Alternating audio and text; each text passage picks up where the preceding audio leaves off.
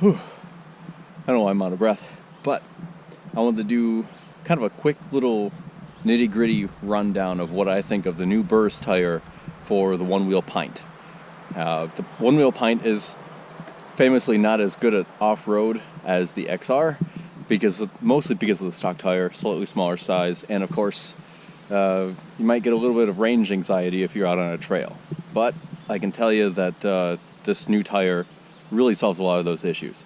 This tire does produce a little bit more road noise that you also kind of feel a bit of a vibration in your feet, but is kind of relaxing, honestly.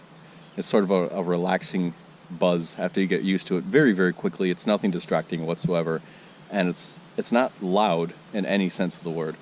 There is a slight loss in kind of what I would call carvability.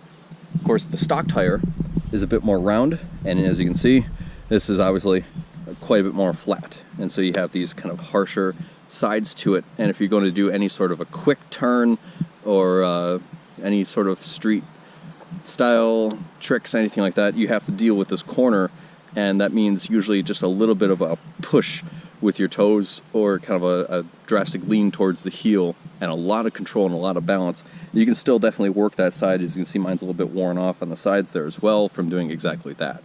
Now the other thing is I have mine kind of cranked up to 21 psi, which you're supposed to go, I don't know, your weight plus, I can't remember, the 10% of your body weight or something like that.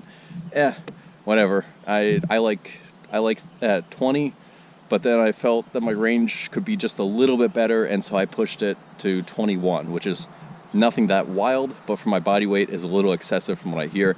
And so for me personally, this is actually a really good range for me. I feel a lot of the road bumps. I still feel a lot of the gravel, but this thing chugs through just about anything I throw at it still. And if you're relaxed enough in your legs and your stance, then that definitely makes up for it, and I find the range benefit to be just fantastic. Accompanying this review is going to be a bunch of footage of how this thing handles on the trail. Now, I can tell you from having already ridden many miles of trail on this new tire, the difference in how this and a stock tire handle off-road is night and day. And I did try my stock tire at a lower PSI, and it was a little bit better, but of course the loss in range and the already shorter range of the Pint made it not as desirable.